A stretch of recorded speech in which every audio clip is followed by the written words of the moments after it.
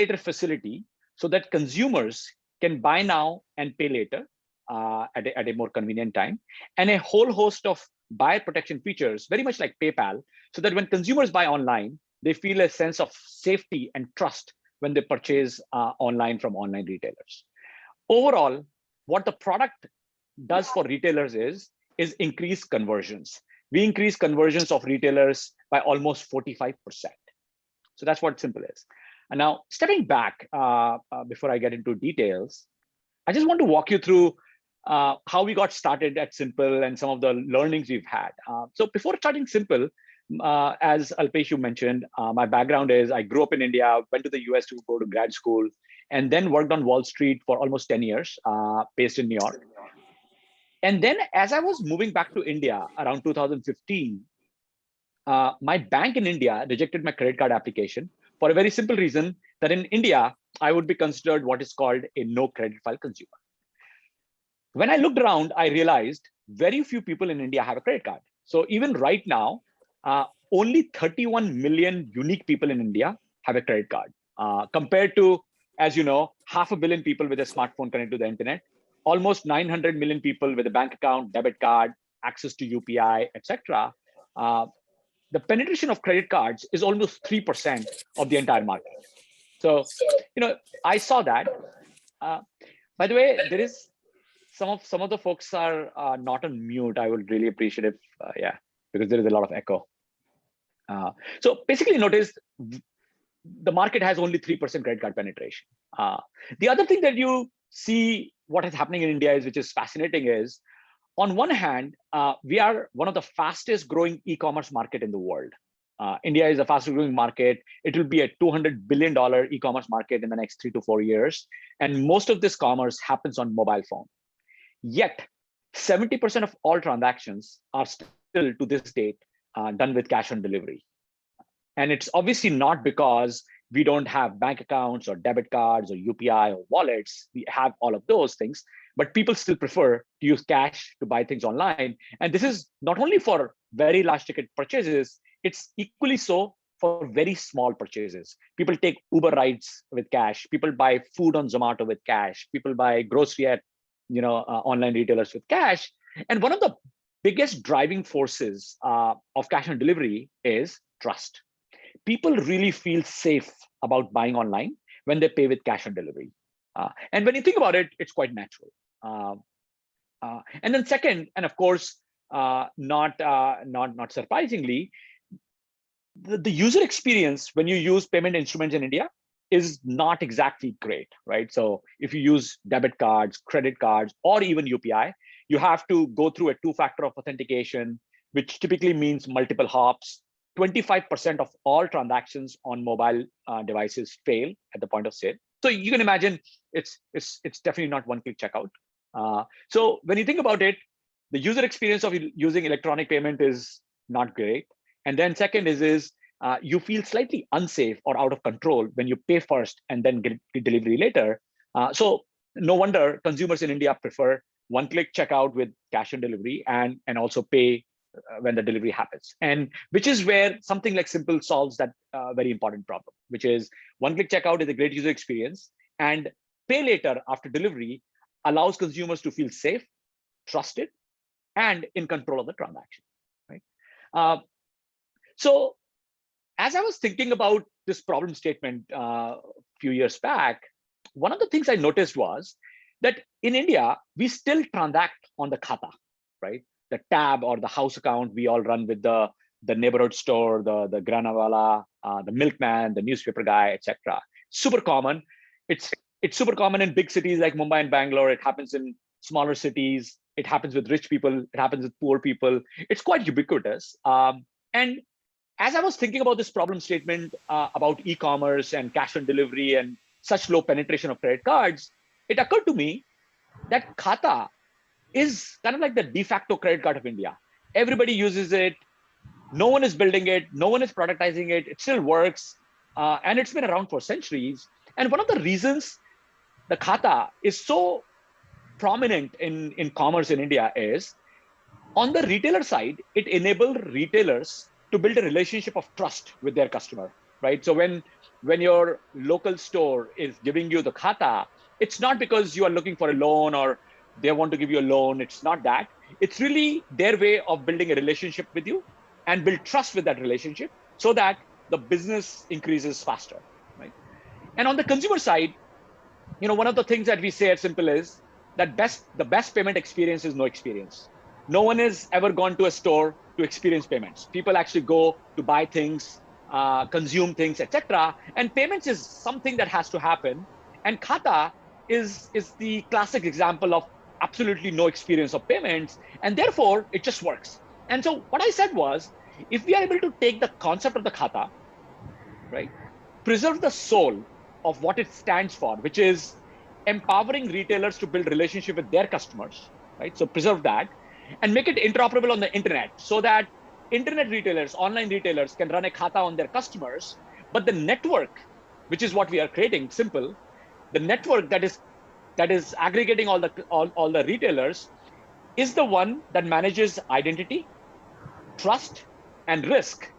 That could be very cool, and that could be a fresh new imagination of the credit card, right? So in a place like India where today's technology exists and today's commerce is there and we have ubiquitous smartphones, etc., you know the question one question we should all be asking is, why do we need to build the credit cards, right? As we know of, the credit card was built 56 years back, and there's no reason to just build it all over again. The question is, how do you Nitya, just 1 second. Sachin, can you keep yourself on the mute, please? Thank you. yes Yeah, great. Thank you.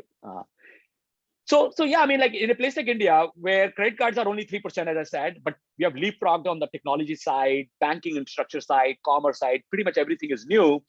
The question we ask is how do you reimagine the whole thing, right? What would the next credit card look like? What would the next Visa look like? And that's basically what we are building.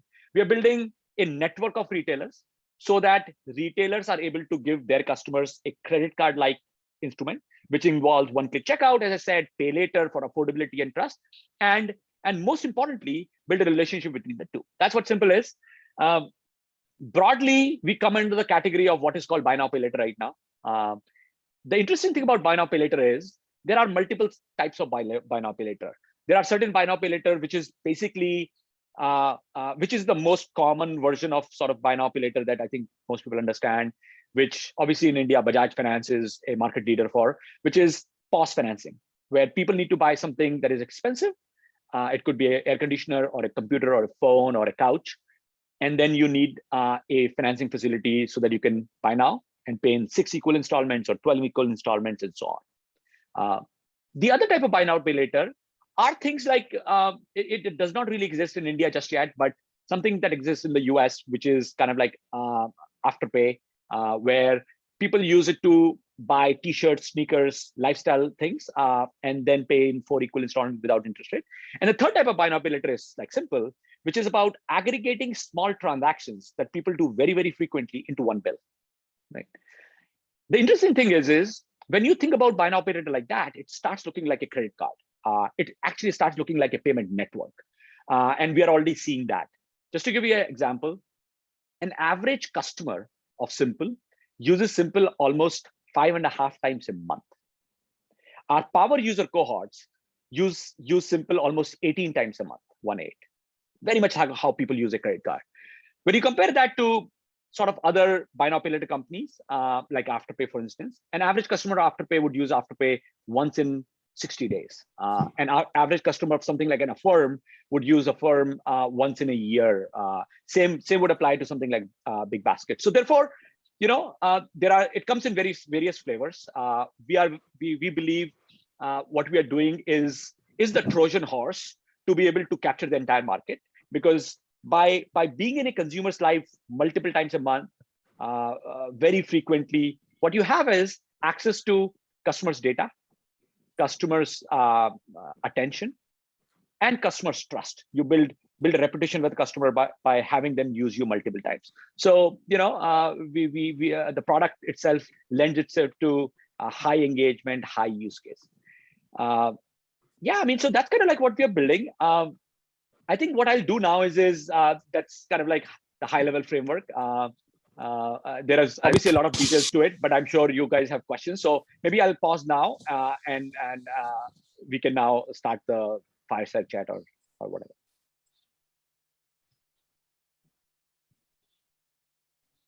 Thanks, Nitya, for the lovely presentation, initial talk.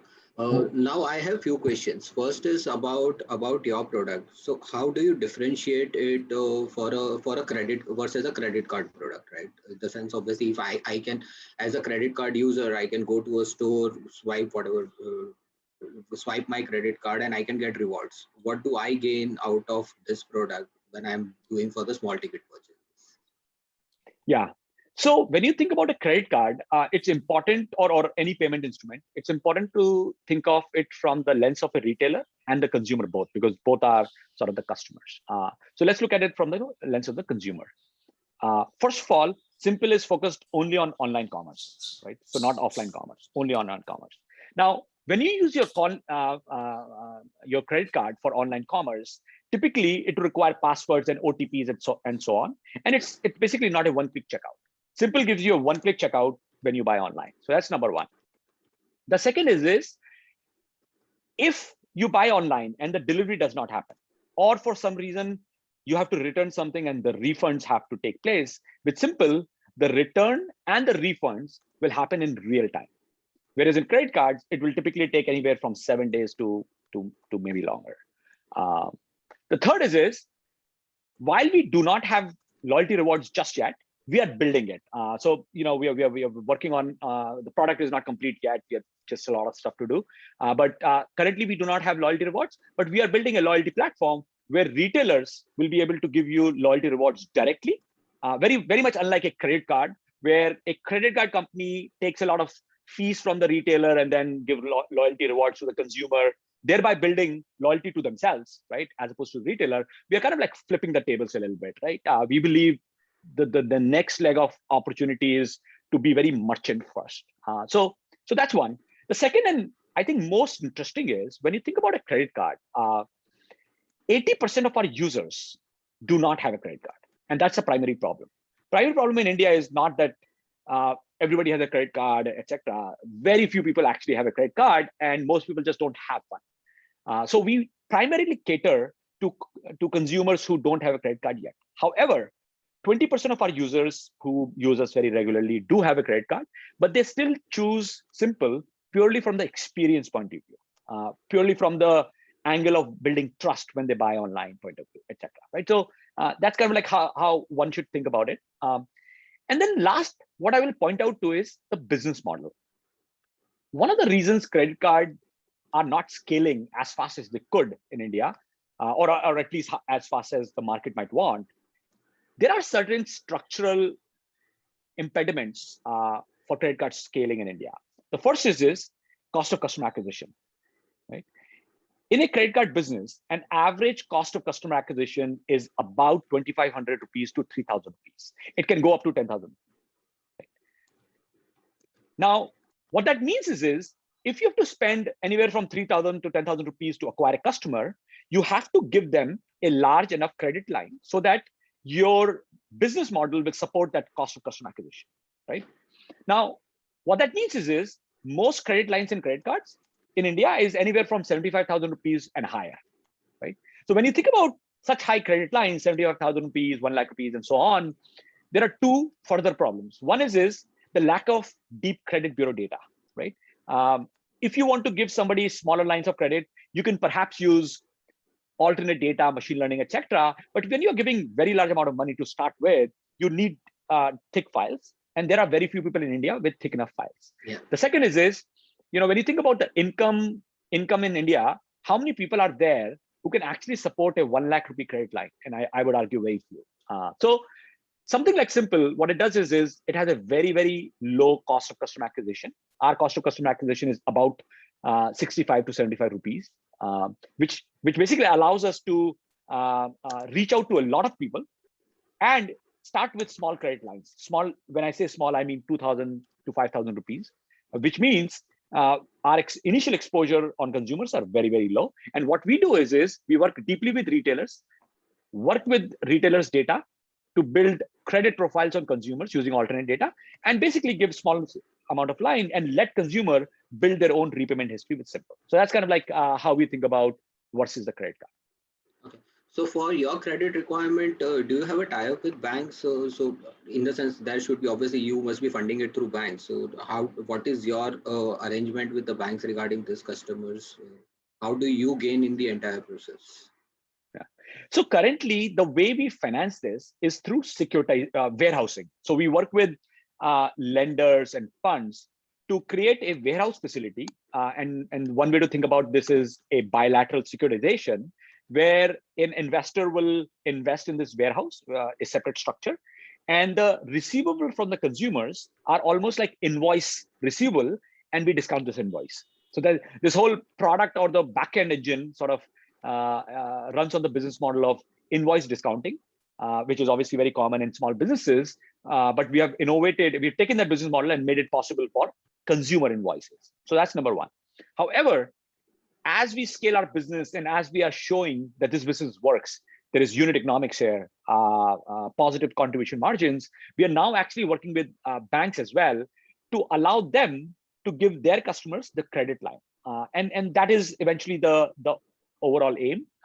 We think of ourselves as a technology company, a platform, very much like Visa.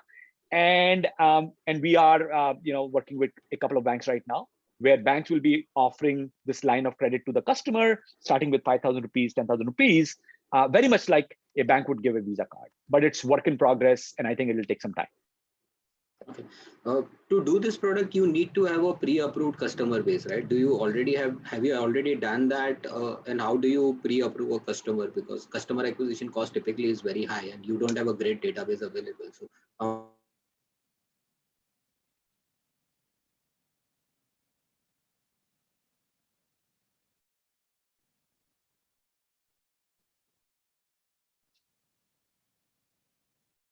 Hello. Is this Nitya, is this I think Alpesh is having some technical issues. okay. I think I understand the question. Okay, please go ahead. Yeah. So I think what Alpesh was asking was, in the absence of bureaus and all that, how do we approve people? And I think what is very exciting about what we are doing is, because of the fact that we have taken the approach of reimagining the new credit card almost like a khata.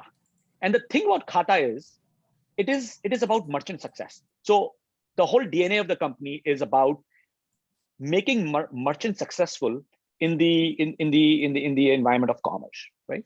And because we take that approach and have a very merchant first alignment, what merchants do is, and of course merchants find a lot of value in this product because their revenue go up, people move away from cash, conversions become higher. Merchants want us to approve more and more people.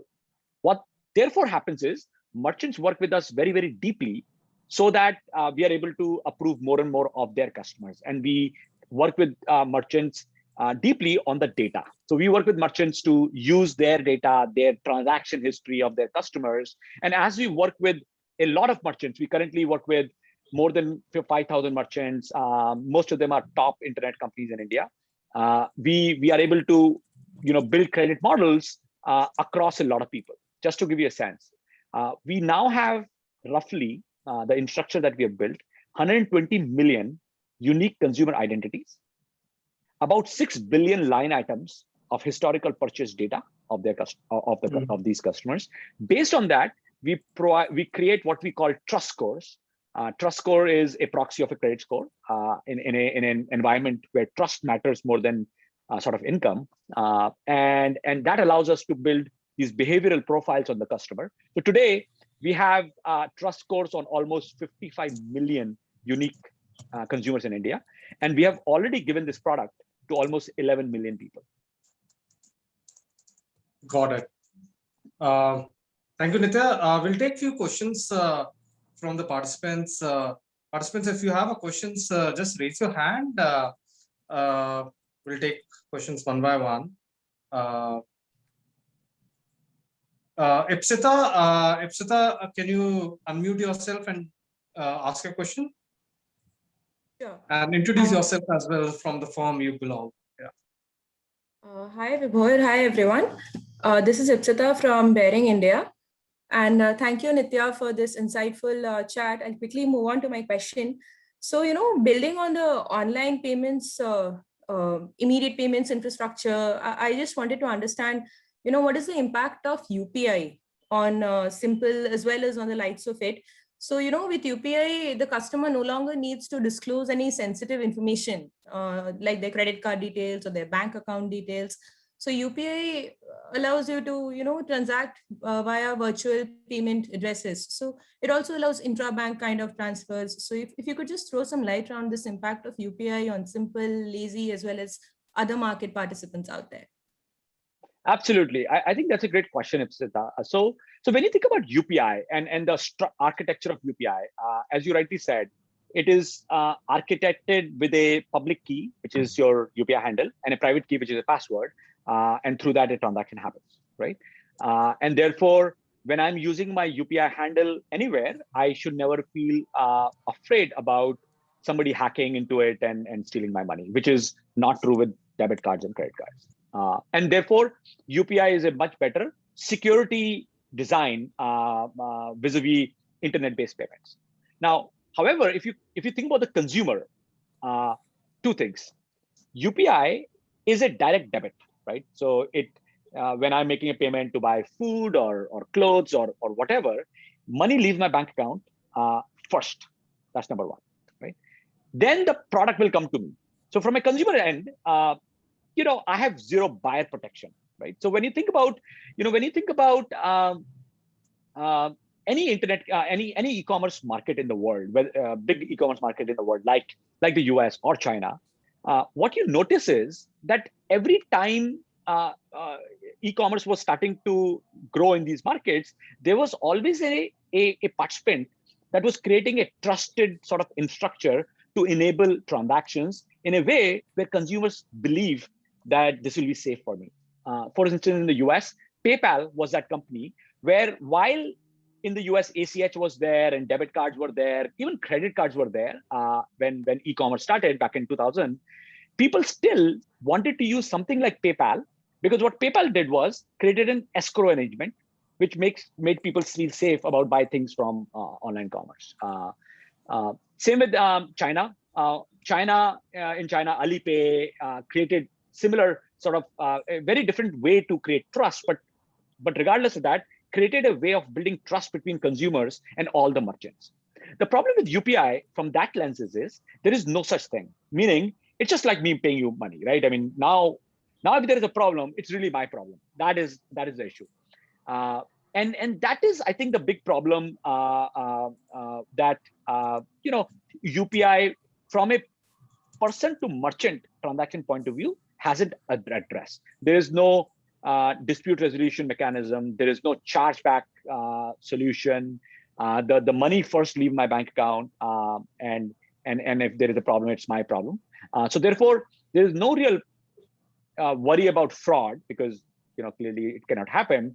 But all other worries are there.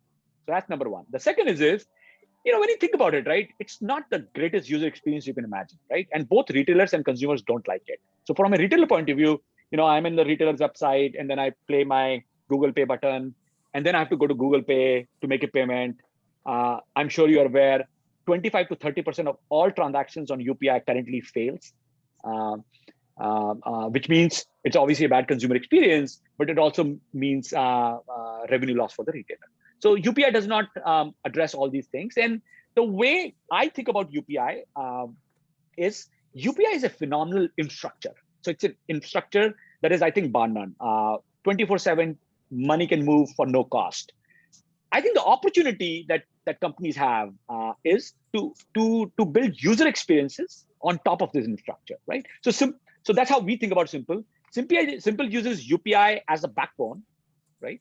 And build a user experience, which is about, as I said, one-click checkout, pay later, and buyer protection, so that when consumers buy online, because whether it's UPI or Simpl, there is no interest rate for the consumer, right? It's free for the consumer. And with Simpl, you get one-click checkout, all the safety, all the buyer protection, all the dispute resolution in just one instrument. So that's kind of like probably what the difference is. Thanks for taking my question, Nitya. It was very helpful. Thank you, Ipsita. Sandeep, can you go ahead with your question, please? Hi, I'm Sandeep from East Lane Capital. So I have 3 questions for you. First one is, what about collections? How do you collect the money from the customer? Second is how to think about on a very basic level. You have explained it, but you are an acquirer, issuer, or you're creating the entire closed loop ecosystem. And third is, how do you make money? Is the merchant going to give you a take rate? You charge interest to the consumer? How does the business model work? If you could throw light on these 3 things. Yeah, absolutely. So I'll take the middle question first. I think that's probably the logical sequence. Yes, what we are is full stack. We are the acquirer, we are the network, and we are the issuer, right? So we have somewhat full stack. We are also the other layers in the middle, right? We are also kind of like the Simpl, right, in a way, right? Because we are also building our own credit models. So we are full stack that way. Now, as we kind of grow and as we are thinking about, what we look like 1 year out or 2 years out or 10 years out, where we will open up our model is the issuer stack, what I was saying. So we've already platformized the issuer stack where currently we are the issuer, or at least we end up taking the risk. And obviously the reason is in the beginning, it was not clear to most people that this will work, or there is business to be had here, or there is a unit economics, etc. Right? So we had to prove it, and we have proved that now. And I'll come to the unit economics that banks are now talking to us to offer this line to their customer. Now the interesting thing about Simpl is we are agnostic, right? Our issuer stack will open up to banks, neobanks, NBFCs, doesn't matter, right? It could be anyone. Whoever wants to take the risk can take the risk on this platform, and we will be the sort of opening up the issuer stack. So that's answer to your middle question. I'll address the collections last because the unit economics will answer part of the collection. So the way unit economics works in this business, in our case, is Simpl has 2 billing cycles in a month, which means that a consumer can use Simpl from the 1st to the 15th. That's one cycle. And typically they would use Simpl to buy things very frequently, food on Zomato, grocery on Big Basket, take a scooter, bounce scooter to the office, or a Meru cab to the airport, those type of things. And typically they will do 3 to 5 transactions, and they will get a bill on the 15th, and they will pay that bill, right? Now, when you think about it, the duration of the sort of, if you were to think about this as a loan to the consumer, is about 10 days. Average duration is 10 days because the transaction you did on the first has a duration of 15 days, but the transaction you do on the last day is just 1 day. So average is about 10 days. And the way our backend works is whenever the transaction happens on the retailer, we settle with the retailer T+2. So 2 days after the transaction, in bulk, we will settle. So we run almost like think about it as a working capital top side of sort of book, which we finance through warehouse lines, which has an average duration of 10 days. So that's number one. Now, the way we make money is our primary source of revenue is retailer fees. So retailers are the ones who pay us. The range is, there is a little bit of a range, anywhere from 1.5% to 2.5%. But on an average blended, we make about 1.75%. So that's what we make out from the retailer. Consumers do not pay us anything unless they delay their payment. So which means they either want to pay at the end of the month or they just forgot or something. When that happens from the consumer side, they pay, and it's a transparently charged one-time fees of 100 rupees. It does not change with the amount of balance or the duration of how long you kind of like roll it. Of course, if you don't pay Simpl beyond 30 days, you're just blocked and you can't use Simpl anymore. But as long as you pay within 30 days, we just charge you 100 rupees. That translates to another 1.3% of take rate for us. So we make money from merchant on 1.75%, and from consumers we make about another 1.3 odd percent. Now, so that's sort of the top line. So it's almost 3% is what we make on the top side. On the cost side, we have 3 costs: losses, cost of capital, and transaction processing cost. So on the losses, the metric that is relevant to us is what we call net transaction losses, which means when 100 rupees of transaction happens in a day or a month or a week, how much of it does not come back to us, right? That's a sort of loss we take eventually. And that number is 1.1%. Okay, so that's the loss we make. Traditionally, what we have seen is that this loss is typically moves in lockstep with the late fees, which means, so currently, as I said, our late fees is about 1.3%. The losses are 1.1%. It sort of nets off. We have seen times where losses are slightly higher, 1.4, 1.5, and the late fees are subsequently in lockstep slightly higher. And that's how we think. That's how we manage our growth. Our growth, the way we manage our growth is late fees pay for the losses. Now, the other two costs are cost of capital and cost of transaction processing. So on the cost of capital, as I said, we raise money as a warehouse from lenders, and we pay them roughly 15% annualized interest rate, right? So that's the sort of the commitment to the retailer or to the lender. We structure it with an FLDG and so on, right? So we do end up taking a sort of the first loss exposure, but the cost of capital to us is about 15% annualized.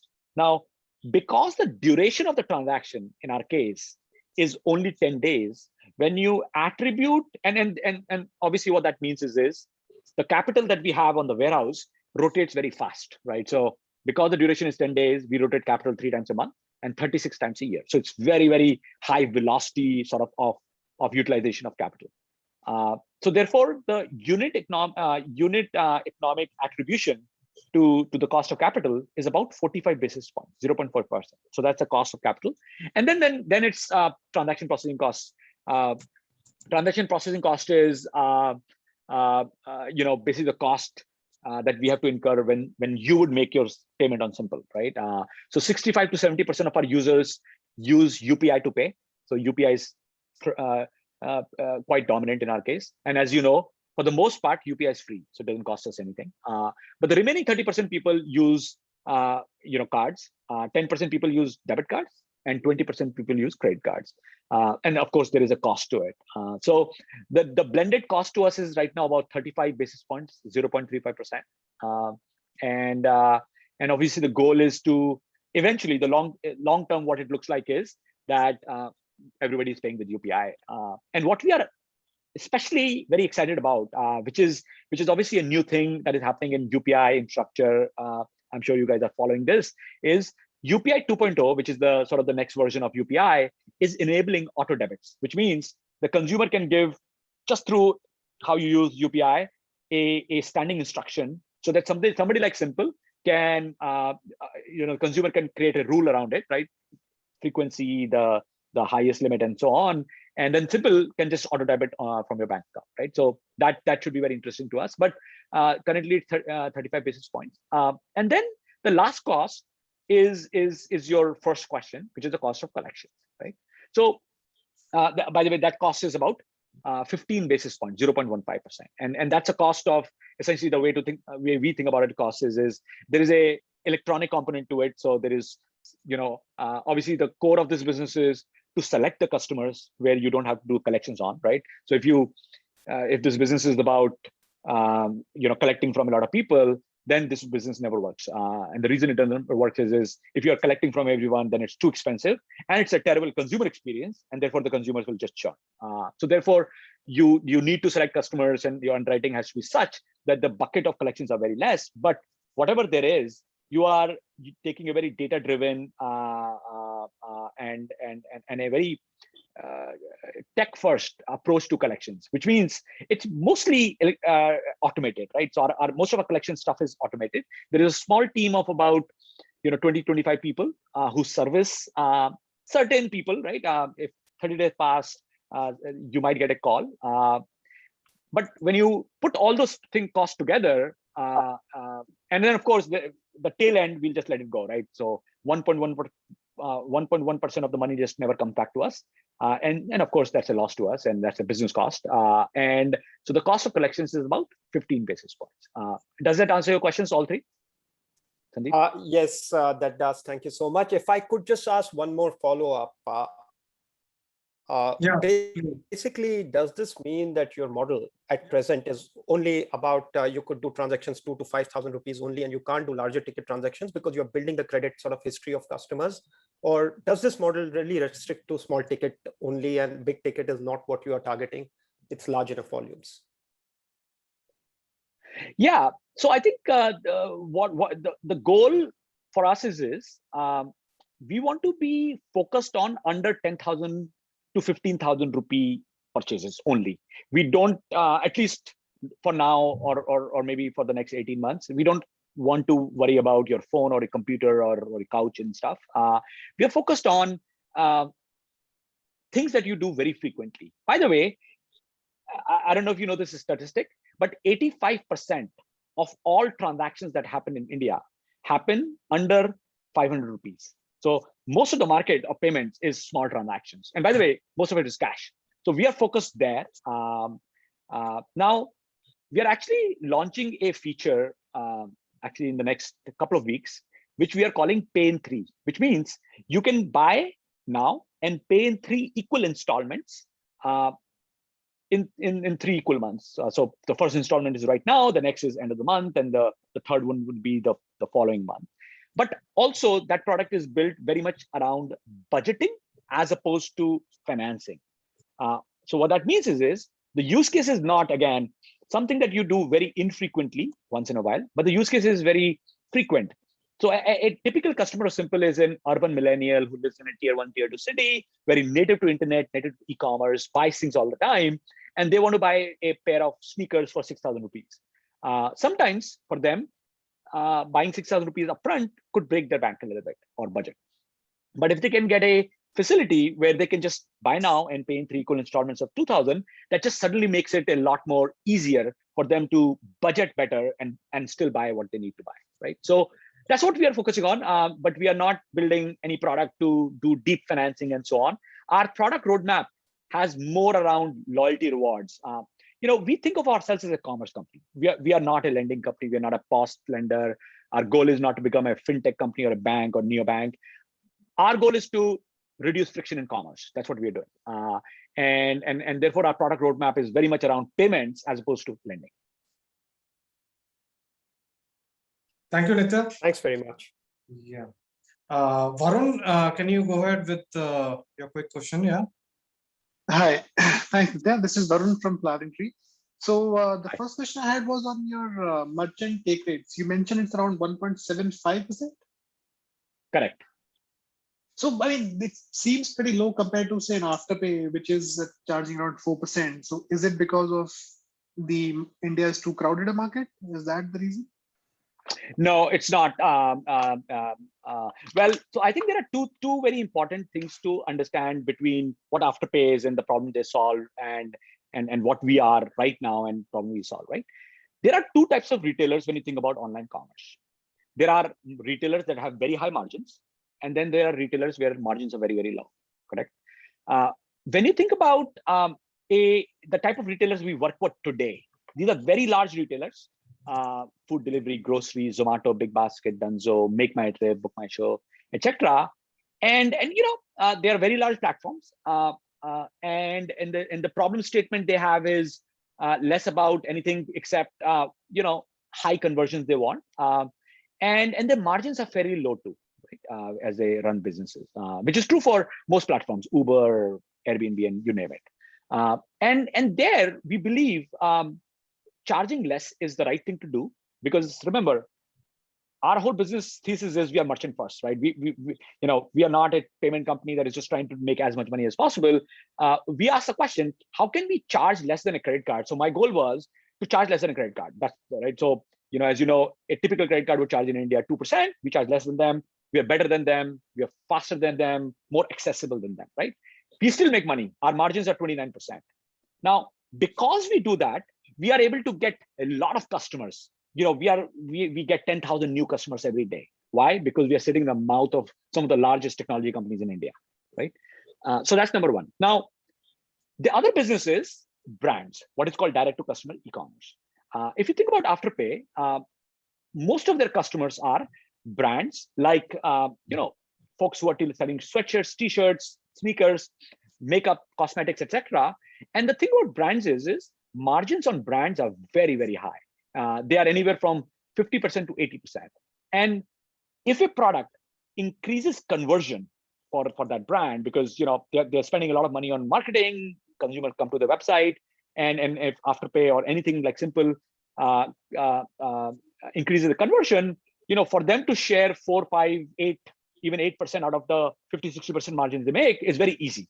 And that is why Afterpay charges that much. Now, coming to Simpl, we also charge that. The reason I did not mention that is a very small part of our business right now. So when you think about India's market structure, there is something very fascinating happening, not only in India, but around the world. And what is happening is we are moving to a new era of, it's a real shift to what I call e-commerce 2.0, which means e-commerce in the beginning for the last, let's say 20 years around the world was mostly dominated by very, very large platforms like Amazon and all these things.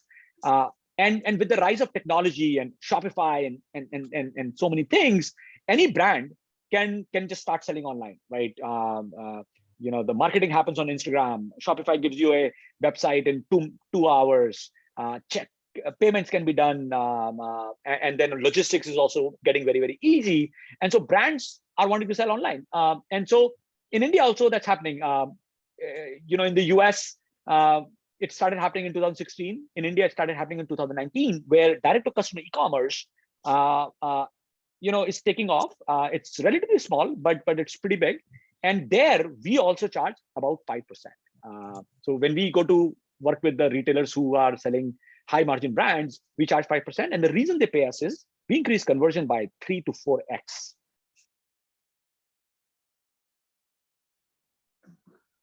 Got it. Also, you mentioned about the customer acquisition cost of around $70. I mean, even the Google click costs around that much. So what's the channel for acquisition at this low cost? Just merchant POS, point of sale. Okay, so basically your feet on the street, so to say. Oh no, so we are not physical commerce, right? We are all online commerce. So it's just like we are sitting on the point of sale on the websites or mobile applications of online retailers, and the consumer does not need to download the Simpl app to use Simpl. So we do not need to spend money to go to you as a customer directly and market it to you and spend a lot of money on Facebook and Google and get you download the app. All of that is happening on the merchant website or the mobile application. So therefore, our cost is very, very low. And obviously, the cost is just branding, marketing, some incentive for the first time. Hey, if you use Simpl, you get 30 rupees off or something. So that's our only CAC we have. Understood.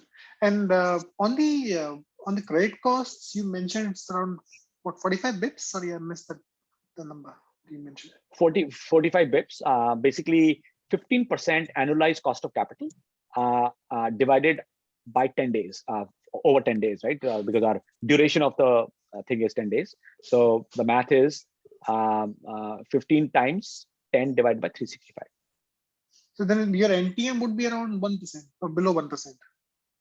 The net transaction margin. 1.1% is the net transaction losses, correct? So sorry, just to on the trend for last 3-4 years since you have started this thing, what's the trend you have seen in the merchant take rates and your own net transaction margins? So the take rates, we have ourselves kept it very steady. So it's, I mean, obviously, as I said, as we are moving to newer markets and different sort of categories, we are transparently but clearly defining the pricing based on various moving parts. But generally for the same market like food delivery and grocery and all of that, we've kept it pretty consistent since for the last, let's say, 2.5-3 years. But our margins are getting better. And the reason our margins are getting better is two things. One, this business is all about data models getting better so that you are able to manage risk better, right? Just to give you a sense, obviously when we started, it was fairly, it was fairly new. But as we started scaling in 2019, we used to have net transaction losses about 2.5%. Okay. Now through COVID in 2020, our net, the net transaction losses actually reduced. It came down to about 1.5, 1.6%, and they are lower even now, right now, right? So it's a combination of two things, right? We have more seasoned people, meaning as you build this business, you have retention and more people. So basically, when you acquire a customer, there is a higher risk on them. You give them less money. As they season with you, you give them more money. You expose them to more merchants, and they just spend more money. So your sort of the risk keeps on going down. So because the risk is going down, our net margins are getting better. And then second is, and that was obviously nothing we did ourselves, but UPI, right? UPI adoption is just increasing to pay our bills, and that just means the cost structure that we have to take on the back end is reducing as well, right? So maybe 2.5 years back, most people used to use a card to pay, right? Cards are very expensive, and now, as I said, almost 70% people use UPI to pay, which is free. So those margins are getting better, and we believe UPI will be a dominant way people will pay us, and that should increase the margins as well. Understood. So one last thing from me, I mean, if I combine the take rates and credit loss and payment, and you mentioned that you want more smaller ticket size items, etc. So is your business model something like a payment system which is assuming credit risks as well? Is that a good synthesis? Yes, I think the right way to think about it is we are a payment system, a payment network, which takes the settlement risk for a period of 15 days. I think that's the easiest way to imagine this, right? We are a two-sided payment network. At the point of sale, we are separating the buying experience from the payment experience or the settlement, right? Therefore, building a very superior experience of buying itself, right? One thing, as I said, the best payment experience is no experience, right? So that's, and the moment you truly do that, commerce increases. Just so the transaction just increases. And as long as, you have the ability to be very good at managing that risk for that period of 15 days, and the average obviously duration is 10 days, you just like do the buying now, and then settlement happens once in 15 days, and you and then what you do is you just take everybody out in the middle, right? I mean, you don't need Visa, you don't MasterCard, you don't cards, you don't need anything. And it just becomes a very clean experience for both retailers and consumers. Thank you. Thank you, Nitya. Thank you, Varun. Nishant, sorry, can you go ahead with your question, please? Yeah, sure. Thank you. Am I audible? Yes, please. Yeah, hi.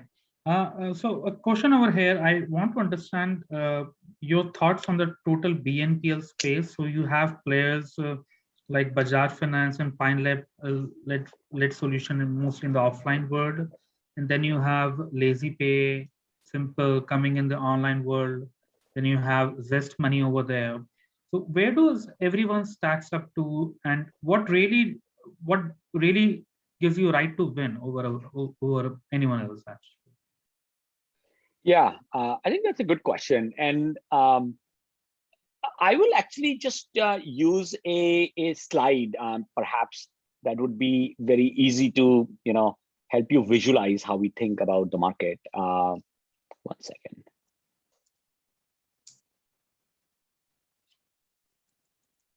Can you see my screen? Yes, we can. Yeah. Go ahead. Yes, please. Yeah. Okay. So basically, if you were to forget about buy now, pay later for a second, and you think about commerce, right? And commerce on the commerce generally. And of course, we are very much focused on online commerce. So we're not doing offline and stuff, but regardless, in the end, the entire market can be divided into an X and Y axis, where on the Y axis is the frequency with which you buy something, and on the X axis is the amount of money you spend per purchase, right? And if you draw this green line from the top left to bottom right corner, you get the entire spectrum, right? And of course, there is a big spectrum there, but broadly, you can divide it into 3 chunks, right? On the bottom right is very low frequency, but very large dollar amount transactions, right? So this is your classic point of sale financing, which I mentioned, right? A firm in the US, Bajaj Finance in India, Zest is also in India. There are a few other folks there. Most banks are there as well. And this is a classic lending, right? This is obviously Bajaj has been doing this, whether online or offline, for 20 years. It's very distinct. Now, as you go all the way in the top left, there is something like Simpl and LazyPay, right? And in the middle is something like what an Afterpay or Klarna would be in the Western world, right? Now, our view is that the bottom of the market's main value proposition is lending, financing. The consumer is looking for the sort of the most favorable sort of provider of financing to them at the best rate, and transparently given, and with a good enough user experience. And the reason user experience is less important here is because you're not using it multiple times, right? You're using it maybe once a year, maybe even less, right? But when you go to the top left, it's all about user experience only, right? You're not using Simpl to borrow money to buy food. You're only using Simpl to get a world-class user experience. And that is true for this middle also, right?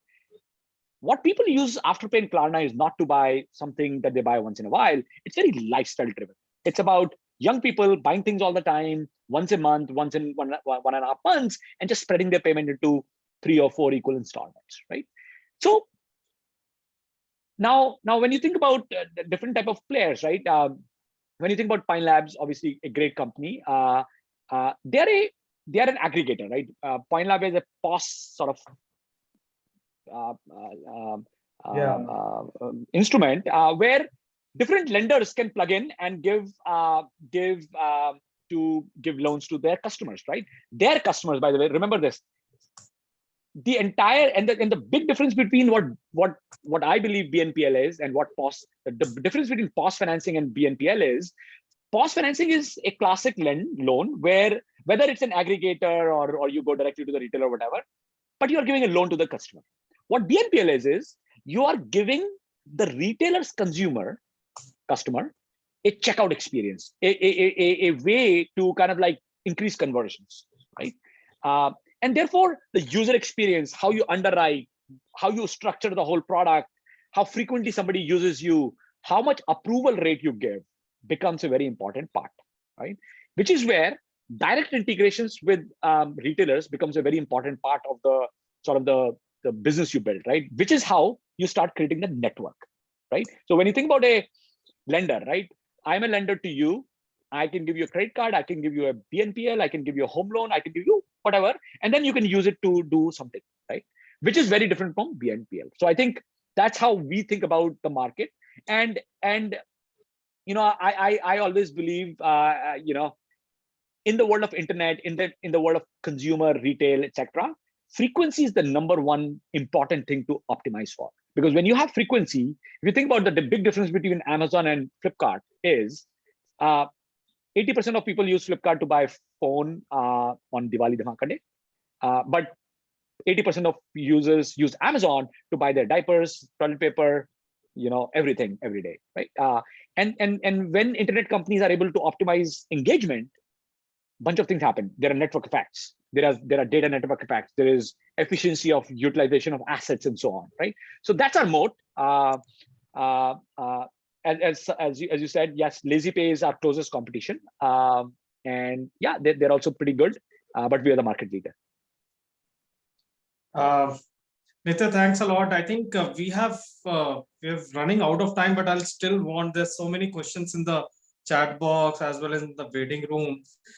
Just firing some of them from the chat box. What ROEs you are targeting ahead? I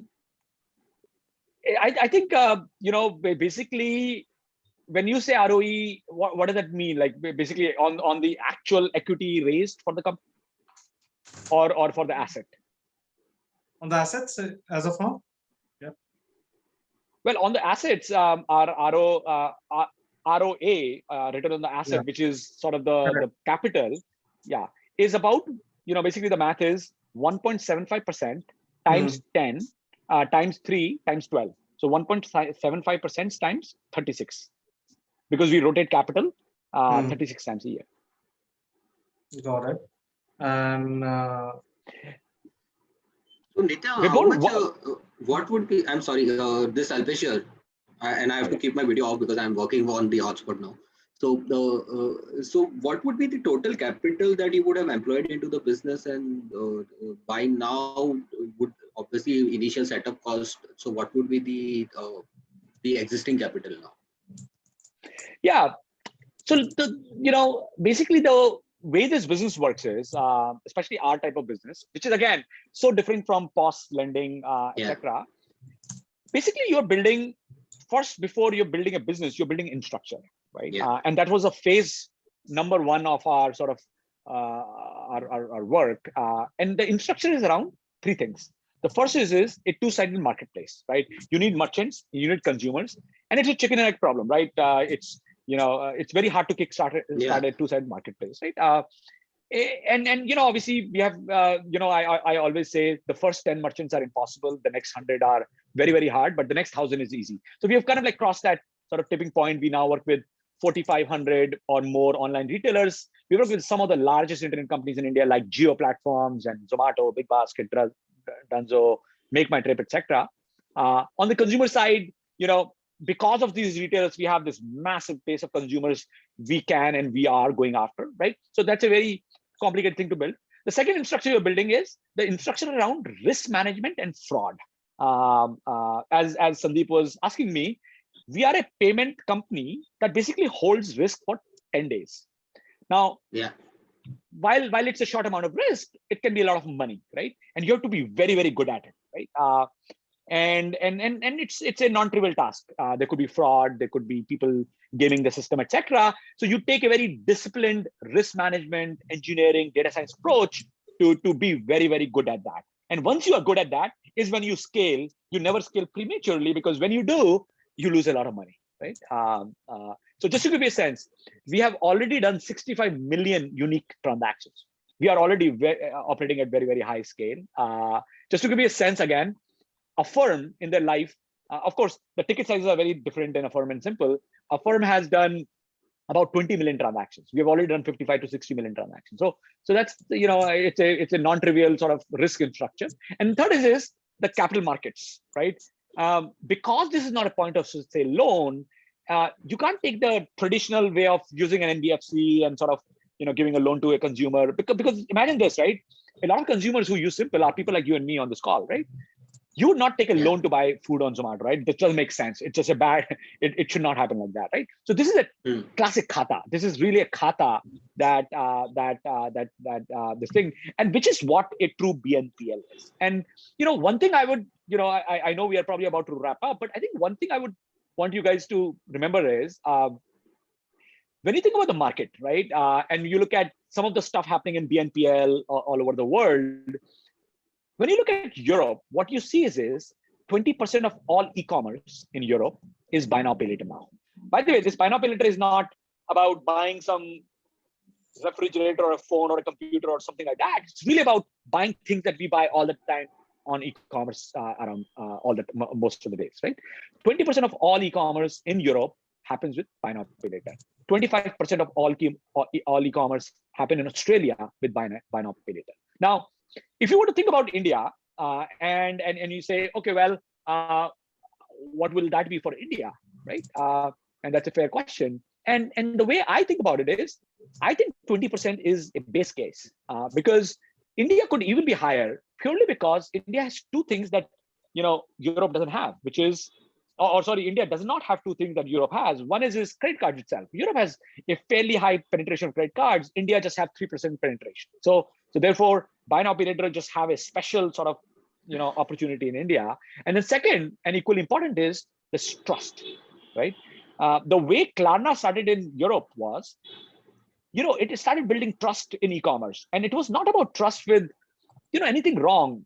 When anybody buys something online, it is natural for somebody to feel, I don't know what this will look like when it comes to my house. And if I pay first and I get it later, there's a friction, there's a cognitive friction in purchase, which is what something like Simpl and Klarna solves, where it's a no-brainer for you right now, right? Okay, I like something, I don't have to worry about it. If you don't bring it to my house, or if I have to return, I don't even have to pay, right? So we believe India's buy now, pay later could be more than 20%, but even if it's 20%, you're looking at a $40 billion total payment volume market within 3-4 years, right? So that's, I think, the price at the end of the thing here in a few years. So far in the company, we have raised about $30 million, 30. Yeah, I mean, like, we've obviously not deployed all of it. We are very, very capital efficient. I mean, this is a very capital efficient business. That's the interesting thing about this. I mean, obviously, you're spending, you're investing a lot in infrastructure and true IP, right? I'll just give you an example. We are already better than credit bureaus in predicting early customer defaults for these type of transactions. Meaning our score, our trust score, is a better predictor of whether this person will pay or not for the first time than any credit bureau data in India, right? So this is a very important IP. Obviously, this is getting better, right? This is getting better with time. And so, yeah, I mean, this is a lot about building this IP for us to be able to be successful in the long term. Great, thanks. I have many questions, but we need to wrap it up because there is another session guys are waiting in the room. But nevertheless, it was a very informative session. In case you have time, we can obviously meet again and take one more session with you, because I can see a lot of people have still raised the hand and they did not get the chance to ask questions. But in case we get an opportunity, we will surely arrange another session. Thanks. Certainly. Yeah, thanks for having me. And if anybody has any questions, you can just reach out to me on LinkedIn or you can email me. My email address is nitya@getsimpl.com. I'll just type it here. Happy to connect. Thanks. Before we leave, what was the ROA again? I missed the number. Sorry? What was the ROA? I missed the number just now. It is basically 1.75% times 36. Okay, thank you. Thank you, everyone. Thank you, everyone. Yeah, Nitya, you can stay on. We'll just let people exit the current meeting. Yeah. Everyone else can exit. Thank you all.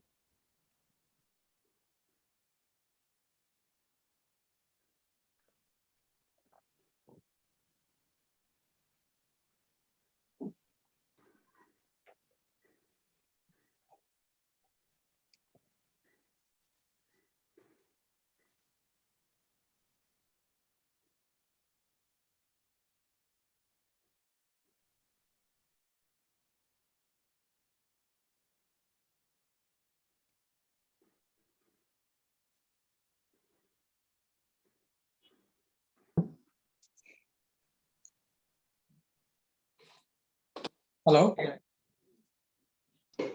Yeah, I can see Ritesh here. Ritesh? I think, yeah, so. Hi guys, can you see me? Yeah, Jiten, hi. Hi.